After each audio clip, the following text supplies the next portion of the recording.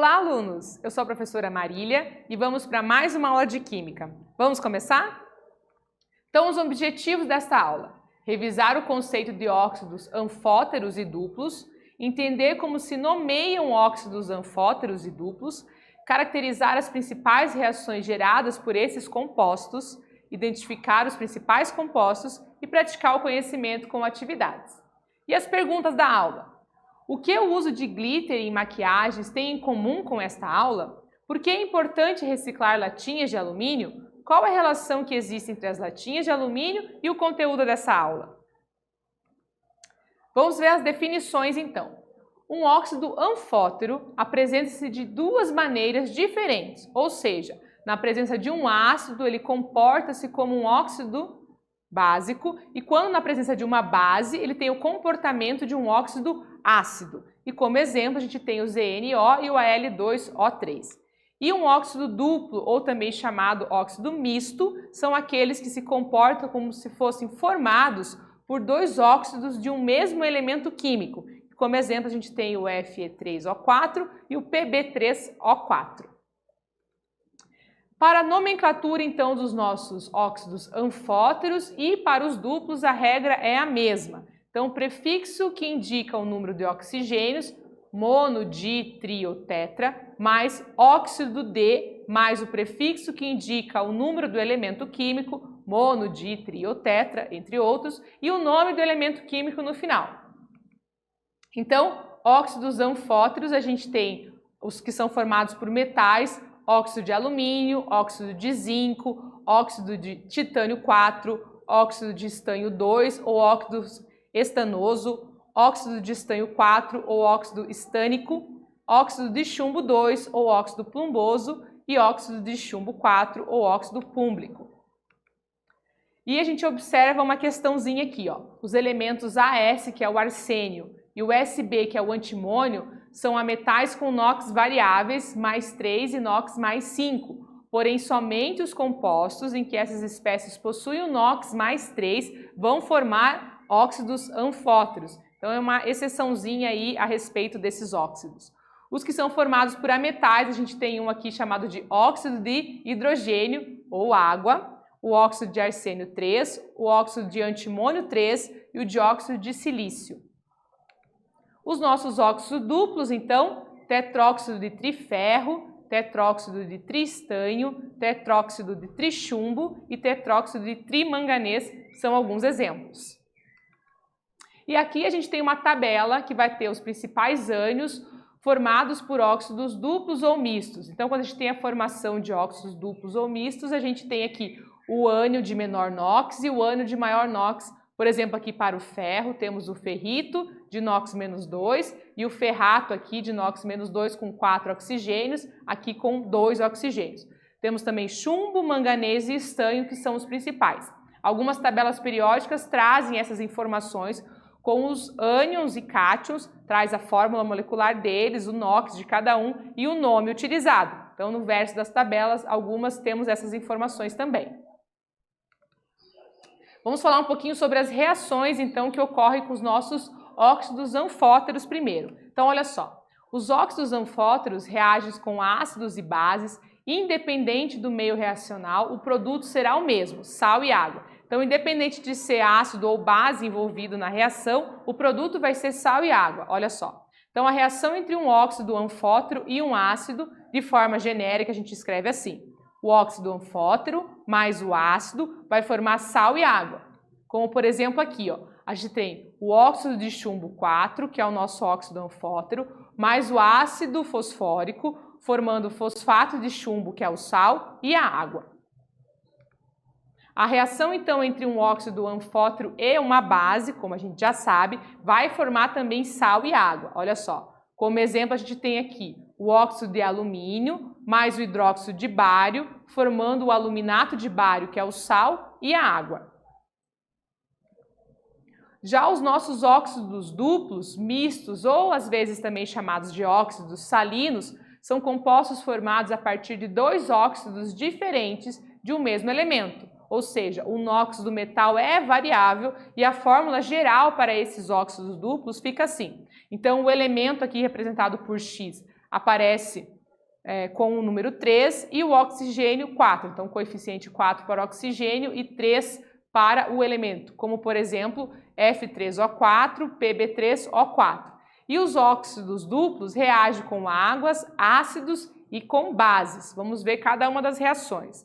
Olha só, quando eu tenho um óxido duplo e água, há a formação de duas bases cujos cátions são correspondentes aos NOx dos metais de origem do óxido duplo. Então, de forma geral, a gente escreve o óxido duplo mais a água. Vai formar uma base com NOx menor e a outra base com NOx maior. Como, por exemplo, aqui, ó, o nosso tetróxido de triferro é o óxido duplo, mais a água vai formar hidróxido de ferro, tá? Com OH2 e o outro hidróxido de ferro 3 com OH3 lá na forma. Então, formam duas bases diferentes com a presença do ferro ali como elemento diferente da hidroxila.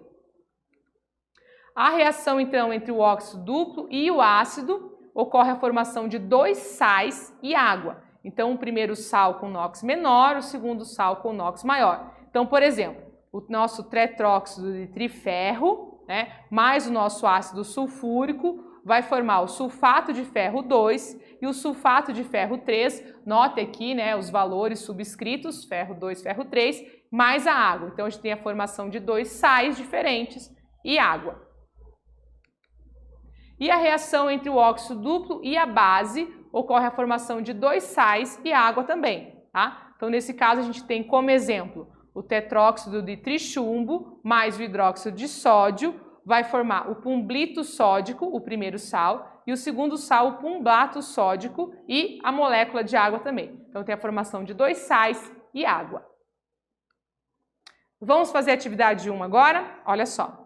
O sonar, equipamento usado em submarinos, pode detectar a posição de objetos imersos em água. Utiliza-se da emissão de ultrassom e da recepção e identificação do eco. Para tanto, ele é provido de uma pastilha de titanato de bário, que pode ser obtida a partir da reação entre um óxido de titânio e hidróxido de bário. Demonstre a reação para a obtenção desse sal, que é o titanato de bário. Agora é com vocês.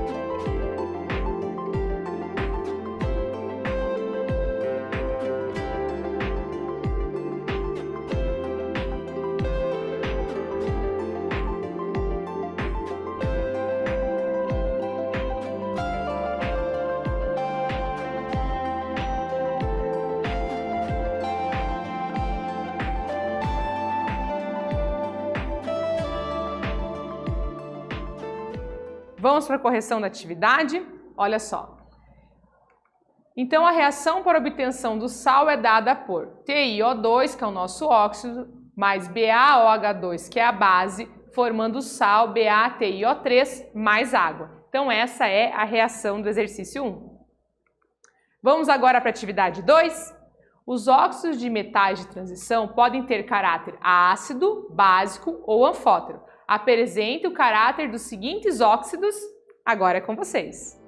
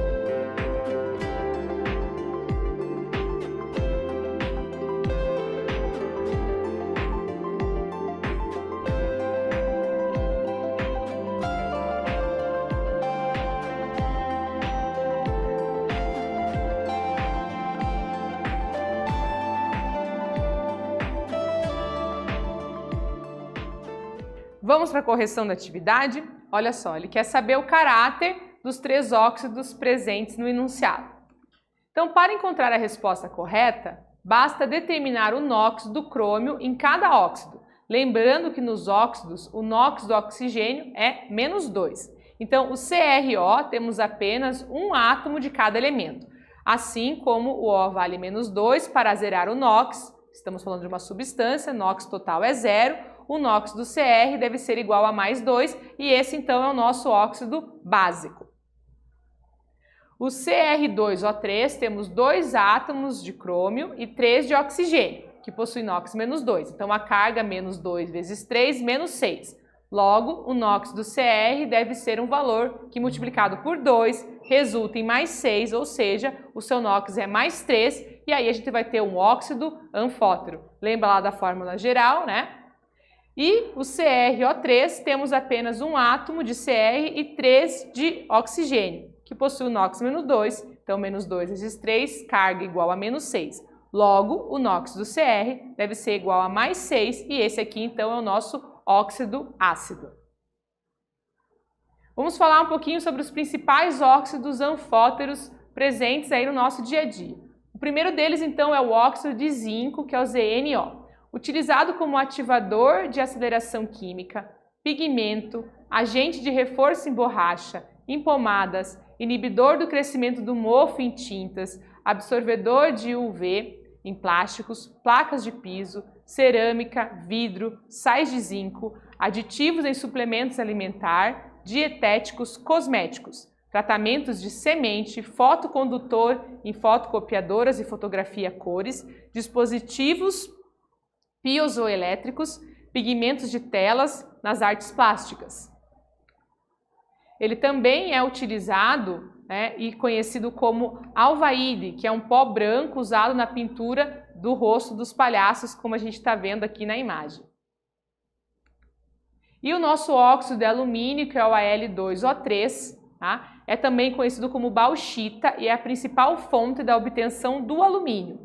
A obtenção do alumínio a partir da bauxita, assim como o seu refino, demanda altos gastos de energia elétrica. Dessa maneira, a importância da reciclagem das latinhas está na economia de energia. Então, para obter o alumínio, para fabricar as latinhas, a gente precisa pegar a bauxita, que é o minério do alumínio. Isso gasta muita energia, por isso que a reciclagem é bem interessante. Na odontologia, ele é utilizado como agente de polimento para retirar as manchas dos dentes. É utilizado em protetor solar, em lixas à base de cristais, utilizado para o desgaste de peças de aço, na iluminação em lâmpadas de sódio, isolamento de fornos de alta temperatura. É utilizado em cremes dentais devido à sua característica abrasiva e é incluído em materiais para a reconstituição do quadril, como por exemplo em algumas próteses temos então o nosso óxido de alumínio presente. Agora vamos ver um pouquinho dos principais óxidos anfóteros. Então, o óxido de hidrogênio, que a gente chama sempre de água, né? É um líquido incolor, inodoro e insípido. É encontrado nos 3 estados físicos da matéria, sólido, líquido e gasoso. O uso potável destina-se ao consumo humano, à higiene, preparação dos alimentos, hidratação, à limpeza dos ambientes. É utilizado nos usos urbanos no combate a incêndio, no sistema de refrigeração do ar-condicionado, na limpeza de veículos, de ruas, prédios. É utilizado na irrigação, na agricultura e usos industriais na geração de energia, na recreação e para finalidades ambientais também. Temos também outro óxido duplo, que é o tetróxido de triferro. É também conhecido como magnetita, isso é, pedra-ímã mais magnética entre os minerais já identificados. Utilizado na fabricação de bússolas, é encontrado em meteoritos e é empregado na fabricação dos ímãs. O tetróxido de trichumbo é também denominado de zarcão, é utilizado na fabricação de tinta zarcão, utilizado em coberturas metálicas para a prevenção da ferrugem. Quando utilizado em ambiente fechado, tem um uso limitado devido à toxicidade. É anticorrosivo e uniformizador de superfícies, porém não pode ser utilizado na finalização de acabamentos, pois é uma substância tóxica. E no Pensando sobre a aula de hoje, eu trouxe uma reportagem bem legal para vocês falando sobre o glitter, que o glitter é insustentável e a gente vai ver algumas alternativas. Para ler a reportagem completa, você pode acessar o QR Code aqui. Então, o glitter é formado por pedaços de plásticos copolímeros, folhas de alumínio, dióxido de titânio, óxidos de ferro, oxocloretos de bismuto e outros materiais pintados em metálico, cores neon e cores iridescentes, para refletirem a luz em um espectro, muito colorido. Nada disso pode ser reciclado e, como há muitos químicos envolvidos, o tempo de composição é muito grande. O glitter ele é classificado como um microplástico por conta do seu tamanho, que varia de 1 milímetro a 5 milímetros. Microplástico, como o próprio nome demonstra, são pequenas esferas ou pedaços de plásticos. Eles chegam ao mar na forma de garrafas plásticas, redes de pesca, diversos objetos que acabam se degradando mecanicamente devido à chuva, ventos e ondas do mar. A partir daí, pequenos pedaços se desprendem e fazem um grande estrago. Sobre os nossos glitters, a gente nem presta atenção, né? É uma coisa tão pequenininha que está aí no nosso dia a dia, presente em maquiagens, usados na época do Halloween, do Carnaval, entre outros, para enfeitar objetos, né? Papéis. O glitter está em muitos lugares e ele é considerado um microplástico e é um poluente. Então a gente pode estar usando alternativas. Como alternativa ao glitter microplástico, temos os glitters comestíveis. Esses então são à base de amidos e farinhas com pigmentos naturais. Temos também os próprios pigmentos naturais, como urucum e entre outros, que podem ser usados aí para colorir e fazer a vez do glitter. Então preste atenção quando você for usar glitter novamente, né? O descarte adequado, porque não podemos reciclar esse material e ele é muito tóxico. Na aula de hoje, revisamos o conceito de óxidos anfóteros e duplos, entendemos como se nomeiam esses óxidos, caracterizamos as principais reações geradas por eles, identificamos os principais compostos e fizemos atividades. Espero que vocês tenham gostado e até breve!